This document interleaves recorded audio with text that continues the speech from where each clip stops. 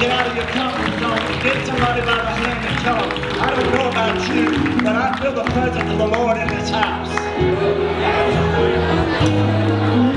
Come on, sing that chorus again.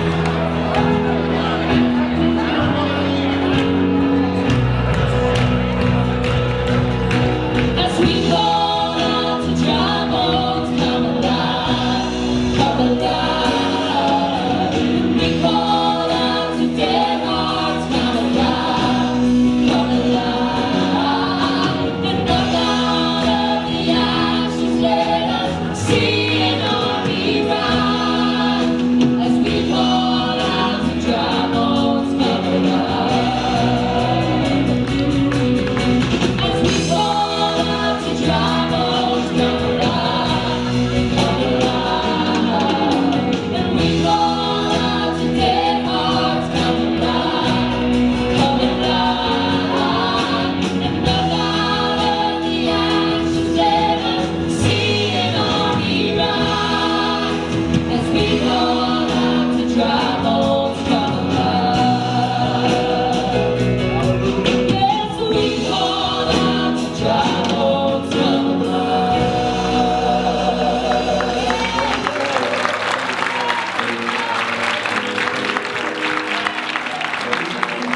Let's just take a moment. Let's just take a moment and thank Him that we can feel His presence. I don't care where you're from today, your background, what you got, what you think you got, or what you don't have. I don't care. He doesn't care.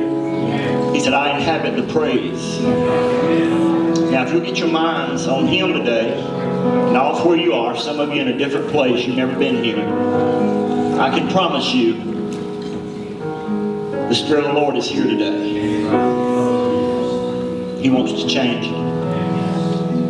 I prayed this morning for, give me a sign, Lord, that we're right, where we need to be. Oh my Lord, and when y'all started that song, I knew it was on. I got every green light I could get. It's on. Now I'll go ahead and tell you this morning. I'll go ahead and get you ready for this. Go ahead and get you prepped and ready. Some of you not gonna like this, because it's gonna change you. It's gonna shine a light on who you are. I'm not shining the light. I'm not the light shiner. He is. I'm just like you. I'm just a human. You've not arrived. You're striving to get there. Join hands with somebody this morning. I hate to hold hands, Pastor, with people. I don't know why. You came out of the same dirt pile they did. Lord, I thank you today that you have anointed me for this hour. Lord, I bind anything that's not of you today that would try to rise up, because your word's going forth. Your word's going forth today. To the young and the old and the middle-aged, those who feel like they need it, those who think they don't, it's going. And not only is it going to go, but it's going to get inside of them today. Somewhere, maybe not today, but this word's going to become alive in them. They're going to see. You're going to move today in this service, because you're the great I am. We love you, we praise you, we honor you. And everybody in this house said, amen. Praise the Lord. Give them another hand clap of praise.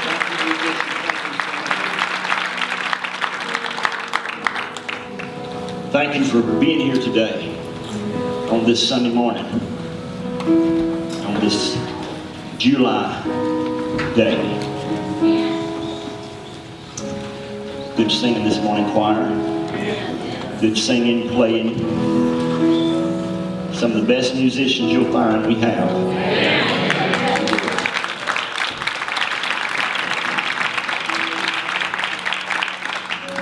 Praise the Lord.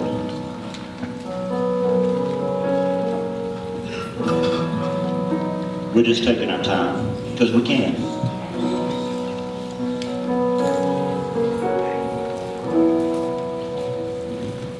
Go ahead, if you've got your Bible this morning, go ahead and turn to Psalms 63 this morning. Just get ready there. I'll give you a little head start.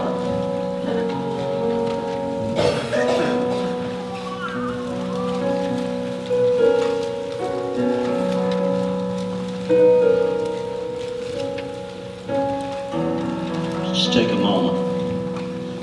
I'm just basking in His presence. Can't explain it.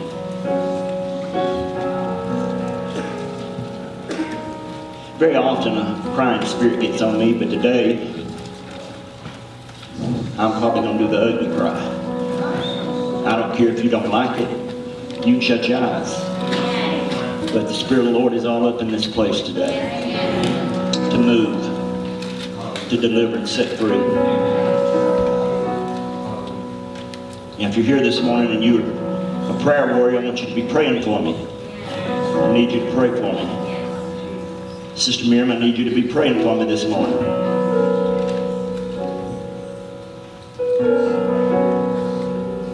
I come by here today in faith.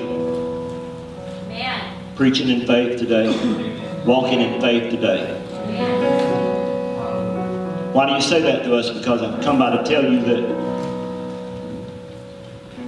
without faith, you can't please Him.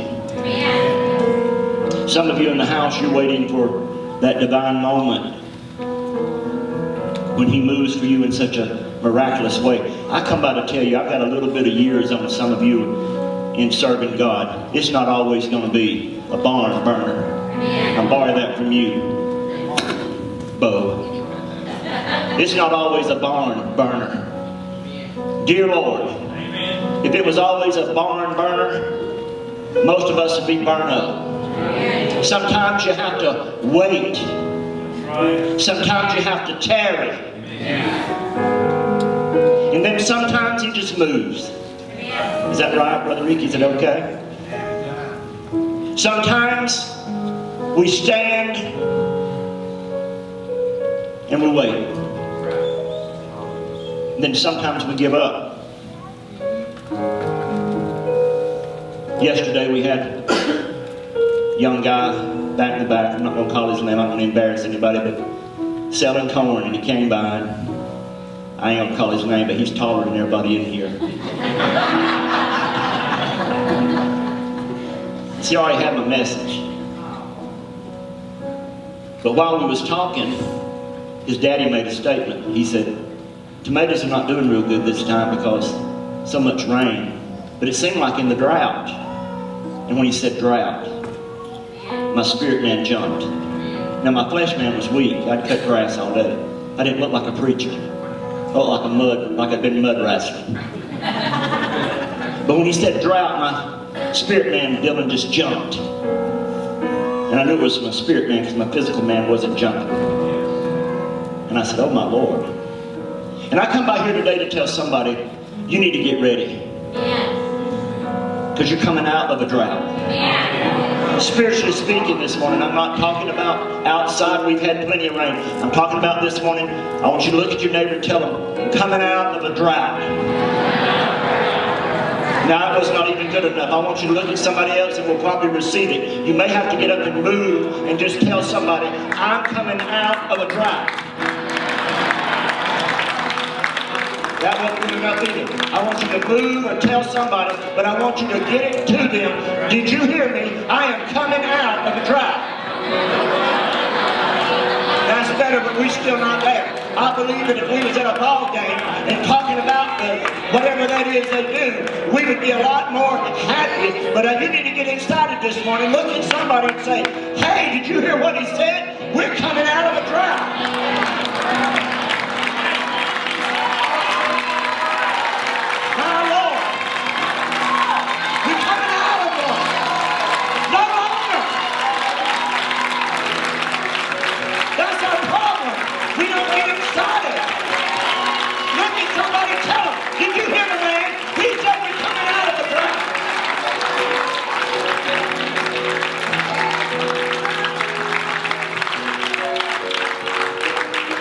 While you remain standing, 63, Psalm 63 verse 1. Let's read it.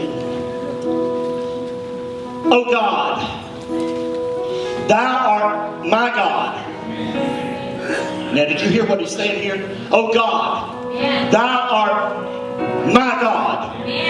You don't have the patent on God. He's your God, he's my God. Just because he moved for you yesterday don't mean he didn't move for me. It just wasn't in the way he moved for you. But I got news for somebody today. I don't know about you, but I've made up my mind this morning around 5 o'clock. I'm coming out of this spiritual drought. Just stay with me, Dylan. He knows. Oh God, thou art my God. Early will I seek thee. My soul thirsteth. Did you get that? Until your soul starts thirsting for him. Not the programs at church. Oh, help me, Lord. Not the programs at church. Not because you are who you think you are.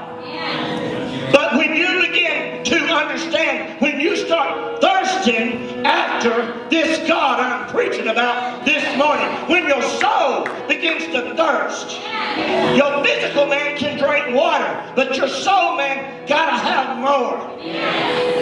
But when your soul thirsted for thee, my soul thirsteth for thee. My flesh longeth for thee in a dry and thirsty land where no water is. That's foundation scripture.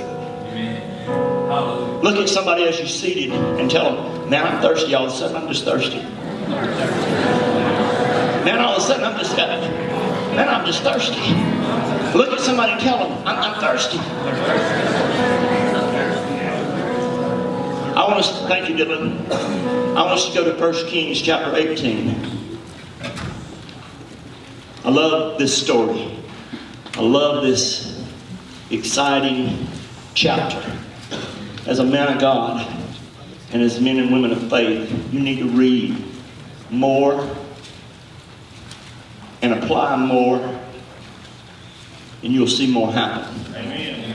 Praise the Lord. 1 Kings chapter 18. Are we there? Now this is when Elijah has finally been allowed to show himself to the king. See, had he shown himself to the king before it was time, things would not have turned out so good. Some of you getting ahead of God, you better wait on him. You better not move till he tells you to move. Don't you make a move. See, I'm right where I'm supposed to be. I'm telling you this morning, look, I couldn't always say this, but I'm right where I'm supposed to be. Praise God, I'm not bragging and boasting. Yes, I am a little bit, because I'm going to tell you, it took me a long time to where I can truthfully say, I know I am right where I am supposed to be. But this morning I come by to tell somebody, you need to understand, until you decide who it is you serve, then you're always going to be in a drought situation spiritually. You'll get just enough to water you a little bit, wet your whistle, and then before long you'll be dry again. You'll be longing for something, and some of you in the house today, you're longing for something, and I can tell you what it is. I'll go ahead and give you a head start. It's called Jesus. You need an encounter with him. You're talking about going and getting you a drink of water. When you drink from this well that he's telling you about, you will never be thirsty again. But that's not the story. Elijah is showing himself to the king. And now there's been this great revival on Mount Carmel. Yes, it is. And I began to look this morning early at the map of this Mount Carmel and Jezreel, because I'm going to bring that out in this service, and I think sometimes we need to look, because we read it, but we don't really understand it. There was not just easy to get to Mount Carmel from Jezreel. 17 miles you had to walk. And the king has commanded everybody to come to Mount Carmel, because this prophet, who the king said, you're the prophet that's caused us the trouble. No, I'm not the trouble. You're the trouble. Because you have decided to worship idols. See, I'm not your problem this morning. Yeah, I'm not your problem this morning. The choir's not your problem. The Sunday school teachers wasn't your problem this morning when they was preaching and teaching the Word. It's because you have chose something besides God. I'm being real this morning because I have a church to pastor. I have a vision that must come into play, and until I am willing to stand and proclaim the Word of God, even if it makes you mad, then I might as well go to the house and find me something else to do. But in 1 Kings chapter 18 verse 21 is where we need to go. And then we're going to leave there and go somewhere else. So you don't know where I'm going. 1 Kings chapter 18 verse 21. I want you to see, after the king gets all of Israel, the children of Israel, gathered together up here on Mount Carmel, Elijah makes a statement. And it's a bold statement, but he makes this statement. He says, and Elijah came unto all the people and said, now this is what he said, after all the people come, and here is this prophet who has caused a drought. Not necessarily he caused it, they caused it because of their idol worship. See, when you can't make up your mind if you're going to serve God or you're going to serve the world, you get in a mess. You need to make up your mind, I'm going to serve God regardless. If everything goes good, now I'm preaching. Or if things are not going good, I have decided I'm going to follow Jesus. Amen. And Elijah, verse 21, came unto all the people and said, how long halt ye between two opinions? If the Lord be God, follow him. But if Baal, then follow him. And the people answered him not a word, because they didn't have a word to say, because they knew he was telling the truth. He knew, the people knew he was speaking the truth. Now this is before the revivals broke out. He had to lay a foundation for these people. Look, you got to understand what we're fixing to do here. You need to make up your mind. You're between two opinions. Now, that's one thing I will not tolerate is in and out. Seesaw. Yeah. You either in or you out. Yeah. You either up or you out. Yeah. We need to make up our mind that I'm going to serve God. Yeah. I'm going to serve Him my way that He shows me to live. Yeah. Now, don't you leave here and say, Pastor's trying to get us in a cult. I got 24/7 to worry about me. I ain't got time to worry about you, but I'm going to preach the truth. Amen. But here he says, how long halt ye between two opinions? How long? Because you can't make up your mind whether you're going to serve God or you're going to serve Baal. You cannot make up your mind. You need to decide you're either going to serve him or you're going to serve God. I come by here to tell somebody today, you need to make your mind up. You're not getting there because Granny. Mama not going to get you there. I used to think that Mama could get me there. I found out Mama cannot get me there. Daddy can't get you there.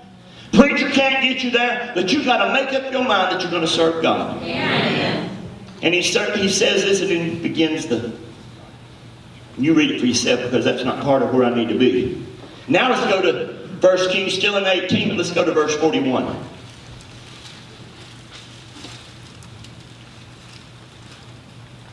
Now this is after this great, mighty move of God. Baal's prophets had their turn. Nothing happened. Matter of fact, they jumped up and down on their sacrifices and they cut themselves and they bled, but nothing happened. So finally, Elijah rebuilt the altar. He rebuilt what had been torn down, and he made a sacrifice, and not only did God answer him, but he really showed out. Amen. You read that for yourself. Amen. But in verse 41, after he took the false prophets of Baal, and he took them down to the brook Kishron, and he slew them there. See, our problem in the church world today is we want to pet sin.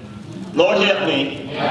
We want to keep it up here close and pet sin on one and then the next minute we want to be all godly. It doesn't work like that. You have to get rid of the enemy. You have to get rid of the falseness of God, and you have to come to the Lord. Amen. That's not popular because the church world today, we turned into the new world. Oh, just whatever makes you happy. But he said, take them down. Let's go down to this brook. Let's kill them all. And now you got to understand, here is Elijah. He doesn't care what you think about him. He doesn't care about his appearances. Matter of fact, they say in the studies of him, he wasn't that really fair to look at. But I wouldn't dare say a word about him. Because he had power with God. Amen. Some come out of the woods and eat you. You better not touch God's anointed. If you don't hear anything in here today, you better not touch God's anointed. But Elijah now is coming up to the king, and you got to get this in your mind because some of you need some Pictionary. You need to get it in your mind. He comes up to the king with blood all over him, nasty from head to toe because he's been in a battle. He's been in a battle to prove that this God that I'm bringing to you is the true God. Yes. And then he makes a statement here in verse 41, and this is where we're going to preach, 41 to 46. We're going to read all of it. And Elijah said unto Ahab, get thee up, eat and drink, for there is a sound. Come on. Don't get ahead of yourself. He said, there is a sound of abundance of rain. I didn't say that I felt a raindrop, King. See, this is my faith now, because this morning I did not feel like the one that should bring it. But he said, you better step on out of your faith. He told the king, he said, oh boy, you better get up, you better eat and drink, for there is a sound. Yes. See, because when we start talking that way, people begin looking. Yeah. There is a sound of abundance of rain. Yeah. I haven't seen it, but I know I'm right in the center of God's will. He said to me to show myself to you, so I've showed myself, and now He wants me to tell you, even in what I've just been through in a battle. Yes. Anybody been in a battle? Yes. Or was it just me and three? Get thee up, king. Eat and drink. For there is a sound of abundance of rain. Yes. There's a sound. It's just a sound, king. So Ahab went up to eat and to drink. And Elijah went up to the top of Carmel. And he cast himself down upon the earth, and he put his face between his knees. People says, oh, he's feeling sorry for himself because he spoke out of turn. No, he spoke out of faith. Amen. I come by here today on a faith journey with you to tell you that this drought spiritually, I'm talking about this church because this is the church I pastor. Brother Rocky, I come by to tell the church today, get ready. Because your pastor has heard a sound of an abundance of rain. Oh, I got to tell you, no matter what it seems, dry and bare, arid, and we can't have it, the Spirit of the Lord said, you go and proclaim it, I'll send what needs to be. So now he's up. And he's put his face between his knees. It's okay to do that, but don't give up. Amen. And said to his servant, go up now, look toward the sea. And he went up and looked and said, there's nothing. Anybody been there? Still nothing. Still nothing, Steve. I just proclaimed. You remember when you boxed, you stepped up that time? People thought you lost your mind. You moved, didn't you? Since you've been packed her stuff up a couple of years ago. I don't know how long it's been. She just packed her stuff up. She said, Pastor, is that wrong with me? Because God said I'm going to move. Girl, you better get them packed. He wanted me to come by and tell somebody today, you better get ready. Because that drought you've been in spiritually, oh, it's got to move. Because I'm going to tell you, I'm God. I've seen you praying. I've seen you crying out to me in the midnight hour. And I'm sending you something. And he says, oh, but I don't see anything. There's nothing, sir. I mean, there's nothing. Well, I want you to go again 7 times. 7 times. Let's go on. And it came to pass the 7th time that he said, behold. I love that word. Wait a minute. There arises a little cloud out of the sea. See, I'm good with just a little. Because little is much when God's in it. Brother Ricky, can you just imagine how you felt? Hadn't you been there, brother, when you proclaimed the Word of God? And they do like they're doing.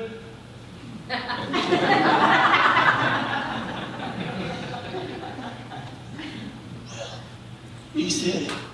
I didn't say it, God said it. But he said, I want you to go 7 times.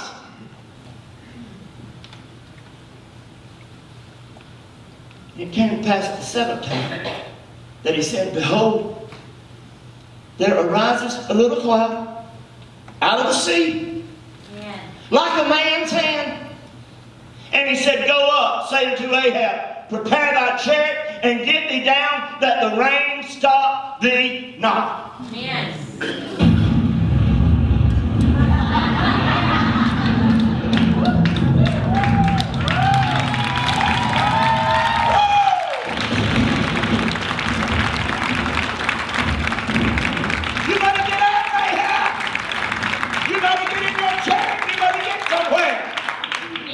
Oh my Lord, I love modern technology. See, I wanted you to hear that this morning because that's exactly what God's doing. Oh, a storm's brewing right now. Look at your neighbor and tell them, you know, spiritually speaking, there's a storm brewing right now. A storm brewing right now for me. I'm coming out of this traffic.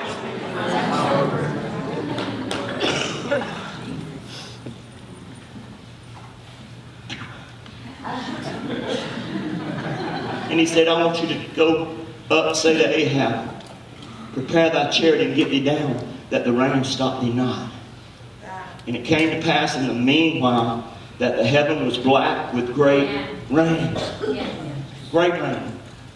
Not just a little sprinkle, but a great rain. Ahab rode and went to Jezreel. 17 miles, according to what I read. Now some of you figured out it may be 18 or 15. Do not call me.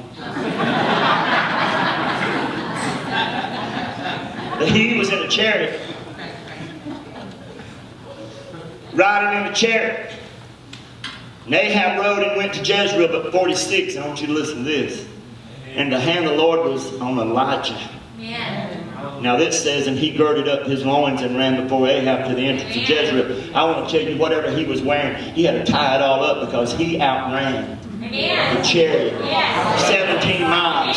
He ran in the pouring down rain. He was raining from head to toe. He had blood on him from killing the devil. But he said, I'm telling you what, did you not know that I told you out of faith that I hear the sound of an abundance of rain? I didn't say I seen the rain, but I heard the sound of it. I heard the sound of it. I come out here to tell you today, I hear the sound of an abundance of rain. It's time for you to get out of that. Let's get in. Get yourself up. Let's go. Here I am. What do you want me to say?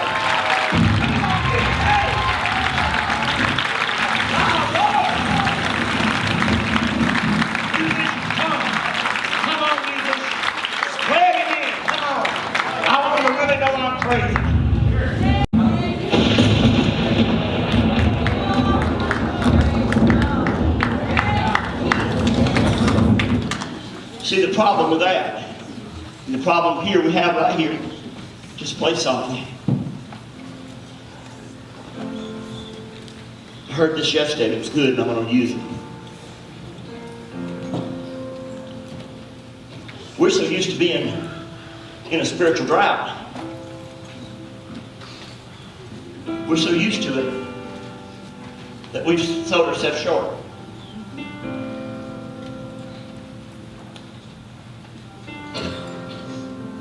If he said, you're coming out of a drought, spiritually speaking,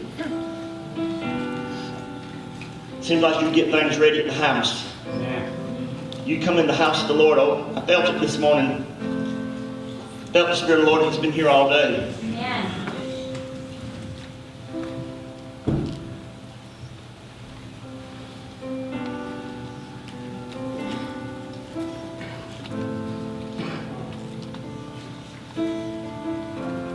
I hear the sound of an abundance. The sound of abundance. Of rain. Spiritual rain. Across this sanctuary today, men and women of faith.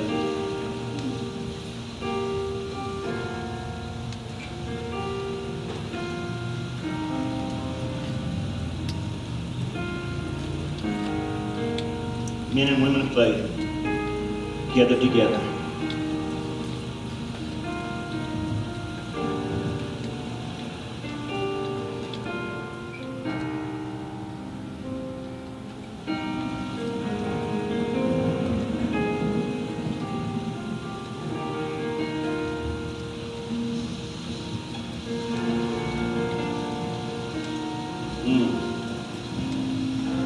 He says if you allow him to be God, he's going to move you like he's never moved. He's working on some of you this morning. He's been conditioning you and getting you ready. While there's others in the house, you've forgotten what it once felt like to be in a latter rain of the Spirit of God, to be in a rain of the Holy Ghost, the fire from up on high, the rain, moving, saturated, changing our minds, putting the joy. Can you just lift your hands this morning?